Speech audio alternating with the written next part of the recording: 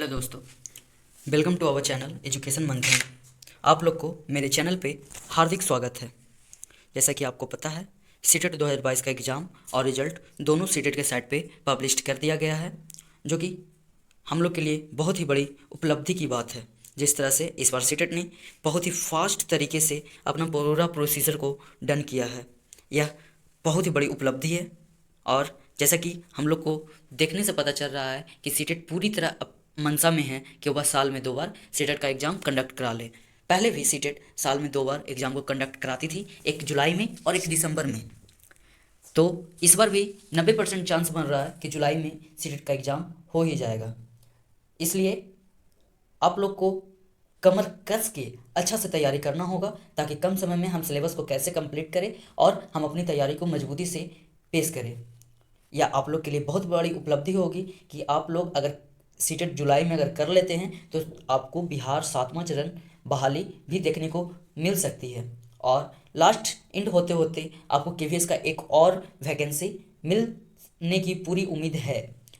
जैसे कि केवीएस तो हम नहीं बता सकते हैं कि मिल ही जाएगा, लेकिन उम्मीद जताया जा रहा है कि लास्ट 2023 तक केवीएस में भी जो सीट बचा हुआ है उसका भी आ सकता है। आपका TSSB का भी एग्ज़ाम है, आपका एनवीएस तो अभी एंड ही हुआ है, और ये सब एग्ज़ाम को देखने को मिलेगा। इसलिए आज हम अपने चैनल के माध्यम से आप लोग को सीटेट 2023 का संपूर्ण सिलेबस के बारे में बताएंगे। बने रहें हमारे चैनल पे, और आपको इसी चैनल पे पूरी सीटेट का फुल क्लासेस का वीडियो उपलब्ध हो जाएगी और क्लासेस ली जाएगी। जैसा कि आप लोग को पता होगा, सीटेट 150 नंबर का होता है। इसमें 5 पेपर होता है, सीडीपी, ईवीएस, मैथ, 2 लैंग्वेज का पेपर होता है। चाहे L1 आपका हिंदी हो, चाहे L1 आपका इंग्लिश हो। अगर L1 में आपका हिंदी रखते हैं तो L2 आपको इंग्लिश रखना पड़ेगा। इंग्लिश रखिए, या संस्कृत हो गया, उर्दू हो गया, जो भी आपका लैंग्वेज है वो आप लैंग्वेज को प्रेफर कर सकते हैं। तो हम सारा सब्जेक्ट जो कि 30-30 नंबर का होता है, जिसमें 15 नंबर का आपका कंटेंट होता है और 15 नंबर का आपका पेडागोजी होता है। अब हम बात करते हैं जो हमारा पेपर है सीडीपी का, चाइल्ड डेवलपमेंट एंड पेडागोजी, जिसे हिंदी में हम लोग कहते हैं बाल विकास एवं शिक्षा शास्त्र। अब हम इसमें बात करते हैं कि इसमें हमें क्या क्या पढ़ना होगा। तो इसमें आपको पढ़ना होगा विकास की अवधारणा, बाल विकास के सिद्धांत, आनुवंशिकता एवं वातावरण का प्रभाव, पियाजे, कोहालबर्ग, वाइगोस्की के सिद्धांत, समाजीकरण की प्रक्रिया, बाल केंद्रित शिक्षा की अवधारणा, बुद्धि निर्माण एवं बहुआयामी बुद्धि, भाषा चिंतन, समाज निर्माण में लैंगिक मुद्दे, व्यक्तिगत विभिन्नता, अधिगम का मूल्यांकन, उपलब्धियों का मूल्यांकन एवं प्रश्नों का निर्माण, विविध पृष्ठभूमि के बालकों की पहचान, विकलांग तथा अधिगम आवश्यकता वाले बालकों की पहचान, प्रतिभाशाली एवं सृजनशील तथा विशिष्ट बालकों की पहचान, बच्चों में सोचने एवं सीखना, शिक्षण अधिगम की मूल प्रक्रिया, बच्चा एक समस्या समाधि तथा एक वैज्ञानिक अन्वेष के रूप में,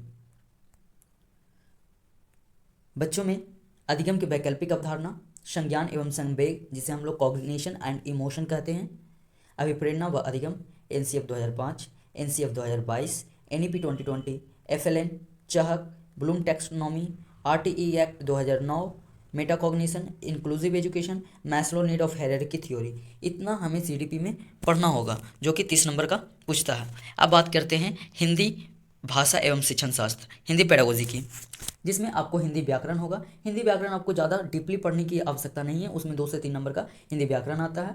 15 नंबर जो होता है, 15 नंबर पेडागोजी और 15 नंबर का जो आपका कंटेंट का हो गया, जिसमें आपका अपठित गद्यांश आएगा, अपठित पद्यांश, यानी एक पैसेज रहेगा, पोएम रहेगा।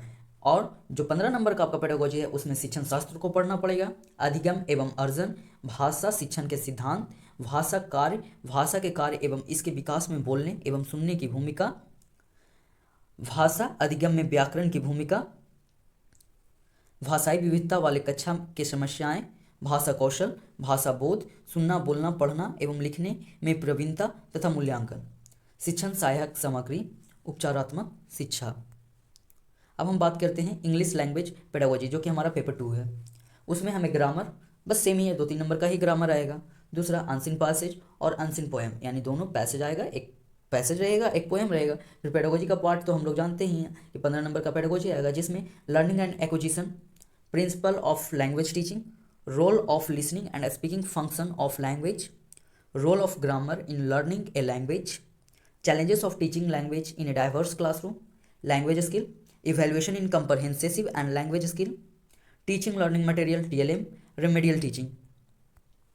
अब हमारा पेपर थर्ड है जो कि मैथ है, जिसमें हमें पढ़ना पड़ेगा नंबर सिस्टम, संख्या पद्धति, LCM SCF, लघुत्तम समवर्ती और महत्तम समवर्ती, measurement system, geometry and shape, problem based on arithmetics, data handling and patterns, train, calendar related कुछ क्वेश्चन जो कि 15 नंबर में ही पूछी जाएगी और 15 नंबर का आपका पेडागोजी है। अब बात करते हैं पेडागोजी में क्या क्या पूछी जाएगी।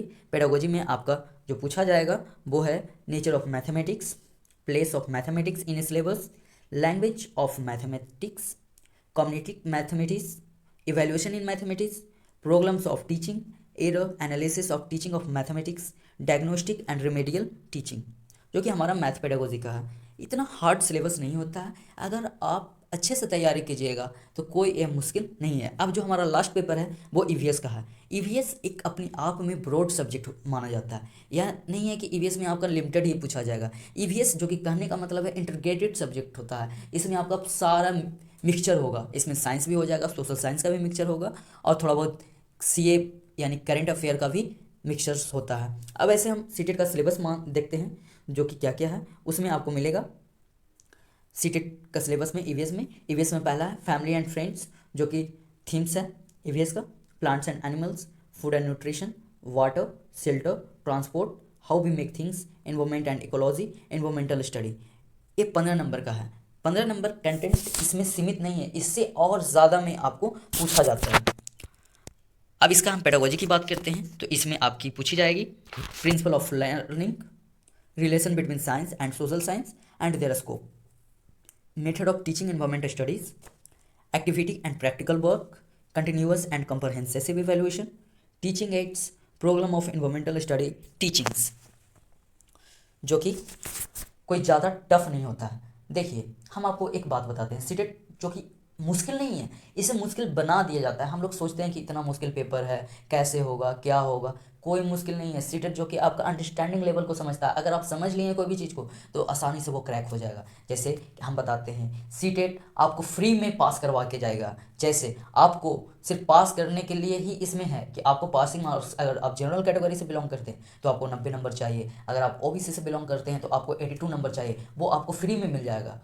ऐसे मिल जाएगा फ्री में क्योंकि 90 नंबर का आपका पेडागोजी हो जाता है, बाकी जो है जो 60 नंबर का वो आपका कंटेंट में चला जाता है। तो इसलिए आप जितना ज़्यादा से ज़्यादा पेडागोजी पर फोकस करेंगे, पेडागोजी को समझिएगा, उतना ज़्यादा आपका नॉलेज गेन होगा और आप स्कोर बेटर कर पाइएगा। इसके लिए क्या होगा, पहले तो आपको अंडरस्टैंडिंग लेवल को सही करना पड़ेगा, आपको कोई भी चीज़ रटना नहीं पड़ेगा, उसको समझिए और समझने के बाद उसे इम्प्लीमेंट कीजिए।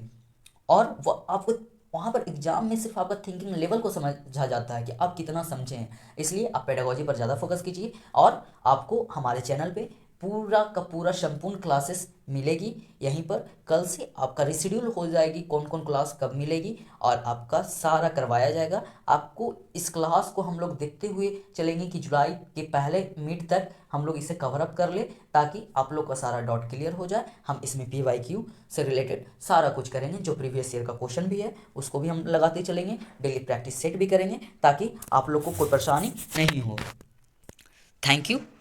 थैंक्स और जय हिंद सभी को, और मेरे चैनल को लाइक, शेयर और सब्सक्राइब कीजिए।